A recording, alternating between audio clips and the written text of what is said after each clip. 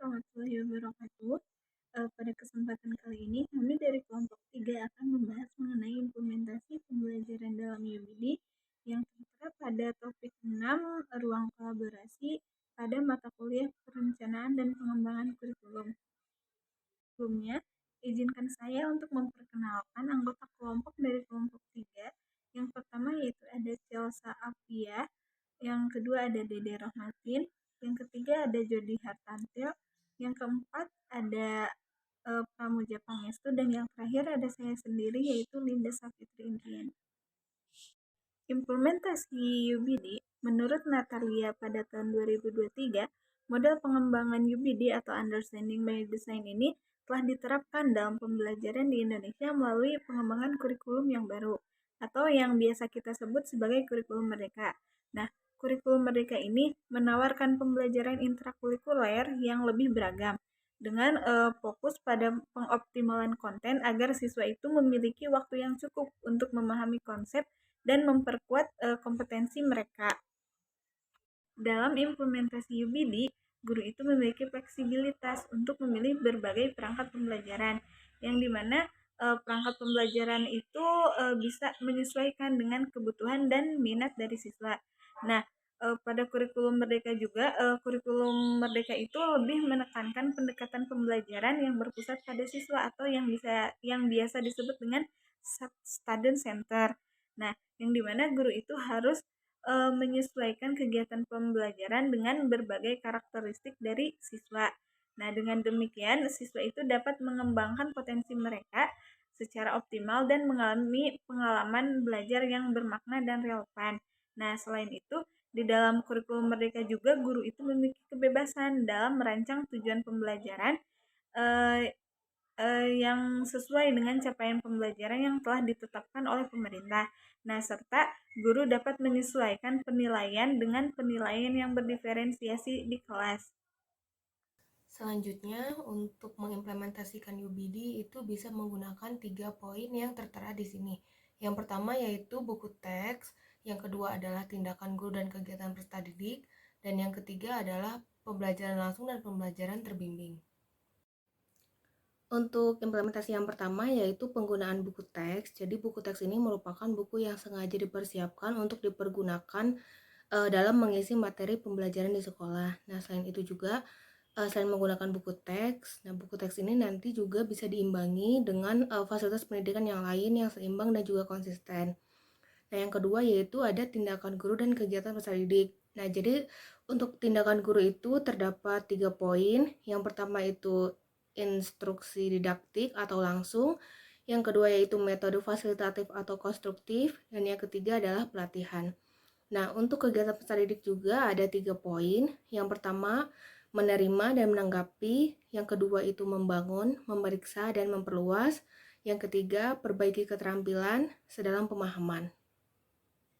Oke, selanjutnya pembelajaran langsung dan pembelajaran terbimbing, di mana itu metode pembelajaran langsung adalah pengajaran yang terpusat pada guru, karena peran guru di sini sangat sentral ya, sebagai penyaji materi, penjelas materi, itu kan, juga pemberi contoh. Jadi siswa itu memahami dari penjelasan guru. Nah, kemudian metode pembelajaran tidak langsung, ada suatu proses di mana guru di sini membantu atau mengarahkan peserta didik agar dapat belajar dengan baik, yaitu guru menjadi fasilitator. Gitu. Kemudian di mana kekuasaan dan keluasan dalam pembelajaran yang nantinya akan memberikan pemahaman kepada peserta didik saat melakukan pembelajaran yang dilakukan oleh peserta didik itu sendiri. Nah, seperti itu. Jadi kalau langsung itu oleh guru, dan kalau terbimbing itu guru membimbing peserta didik dalam belajar. Seperti itu. Kemudian pada tabel ini ada pembelajaran langsung dan pembelajaran terbimbing.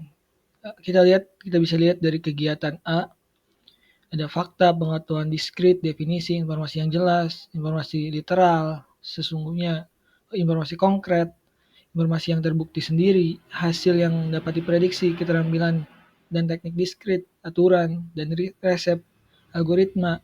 Itu ada suatu hal yang sudah pasti, gitu, yang jelas. Gitu. Kemudian pada kegiatan B ada konsep dan prinsip, itu lebih umum ya. Kemudian ada koneksi sistemik atau koneksi sistematis. Konotasi atau kiasan, kehalusan, ironi, simbolisme, abstraksi, informasi berlawanan, intuisi, anomali, strategi menggunakan repertoar dan penilaian, penemuan aturan dan resep, dan ke-11 heuristik. Nah, kita bisa lihat dari tabel A dan B ini merupakan ada perbedaan ya di antara keduanya ya. Kalau di kegiatan A, pembelajaran yang A itu langsung pada intinya gitu. Seperti fakta gitu kan, itu sudah jelas gitu bahwa sesuatu yang kita ketahui fakta. Sedangkan pada konsep atau pembelajaran kegiatan B, mengenai konsep dan prinsip itu lebih umum daripada fakta gitu. Nah, jadi pembelajaran langsung itu secara ada di kegiatan A dan pembelajaran bimbing itu ada di kegiatan B, seperti itu.